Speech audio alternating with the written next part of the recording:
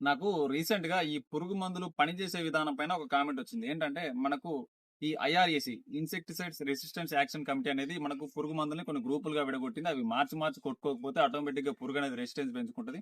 మనం గాని మన పక్క చెలకైనా గాని ఒకే మందు 4 రోజుల గ్యాప్‌తో కొట్టినప్పుడు కూడా మూడోసారి కొట్టినప్పుడు ఆ మందు అనేది పనిచేయదని చెప్పేసి ఐఆర్ఏసీ ముందు నుంచి కూడా చెప్తుంది. మన ఛానెల్ కూడా దీని గురించి వీడియో చేసాం. అయితే ఒక రైతు నాకేం కామెంట్ చేశాడంటే, ఈ ఐఆర్ఏసీ ప్రకారం పురుగు మందుని పదే కొట్టడం వల్ల పనిచేయదు. అలాగే పురుగు అనేది రెసిస్టెన్స్ పెంచుకొని సావకుంటుంటది. అలాగే మనం బయో కల్చర్స్ ఇప్పుడు ట్రైకోడర్మా, సూడోమోనాస్, బవేరియా, వర్టిసెలియం, మెటారైజం ఇలాంటి బీటీ, ఈ బాసిల్లస్ తురింజిన్సిస్ ఇలాంటి పదే స్ప్రే చేసుకోవడం వల్ల వీటికి కూడా పురుగు అనేది రెసిస్టెన్స్ పెంచుకుంటదా? అని చెప్పేసి అడిగాడు. అయితే ఇక్కడ ప్రతి ఒక్క రైతుకు ఒక క్లారిఫికేషన్ ఇవ్వాలనుకుంటున్నాను. ఫస్ట్ ఆఫ్ ఆల్ ఈ పురుగు మందులు పురుగుని ఏ విధంగా చంపుతాయంటే ఒకే మోడ్ ఆఫ్ యాక్షన్ ద్వారా లేదంటే 2, 3 మోడ్ ఆఫ్ యాక్షన్స్ ద్వారా అంటే ఒక పురుగు పైన నాడీ వ్యవస్థ పైన పనిచేసి కావచ్చు, లేదంటే స్టమక్ యాక్షన్ కావచ్చు, ఫీడ్ బ్లాకర్‌గా కావచ్చు, ఇలా చేసి ఒక్కొక్క పురుగుననేది చంపేస్తాయి. అయితే ఇక్కడ ఒక పురుగు రెసిస్టెన్స్ ఏ విధంగా పెంచుకుంటదంటే, ఒక ఫీల్డ్‌లో ఒక 100 రకాల పురుగులున్నాయి. ఫర్ ఎగ్జాంపుల్ ఒక ఎకరంలో ఒక 100 పురుగులున్నాయి. దానిపైన మనం సిమోడిస్ స్ప్రే చేసాం.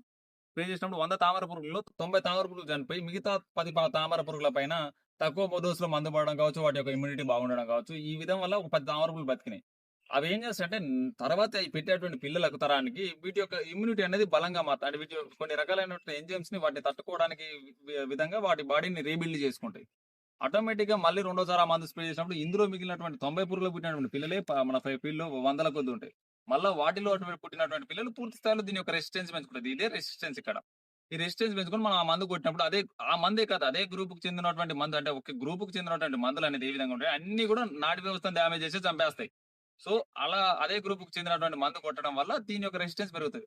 వరుసగా ఇలా కొట్టుకుంటూ పోతున్న కొద్దీ మిగిలిన పురుగులు రెసిస్టెన్స్ పెంచుకుంటాయి.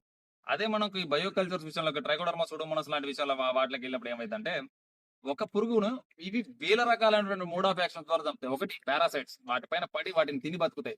రెండోది వాటి యొక్క సంతతిని నాశనం చేస్తాయి. వాటి యొక్క గుడ్లను నాశనం చేస్తాయి. మూడోది ఇవి కొన్ని రకాలైనటువంటి ఎంజైమ్స్‌ని రిలీజ్ చేస్తాయి. అంటే ఇవి బతికే క్రమంలో వాటిని తిని ఇవి కొన్ని రకాలైనటువంటి ఎంజైమ్స్ రిలీజ్ చేస్తాయి.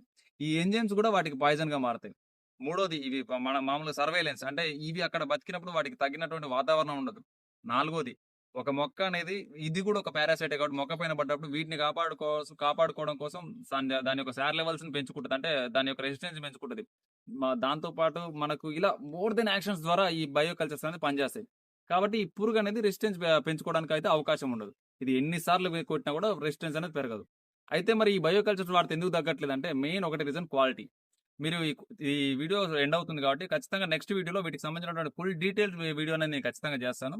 ఖచ్చితంగా కొత్తగా వచ్చేవాళ్ళు మన తెలుగు యువతను 100% ఫాలో అవ్వండి. 100% నెక్స్ట్ వీడియోలో మాత్రం ఖచ్చితంగా వీటికి సంబంధించిన డీటెయిల్స్ అని చేస్తాను.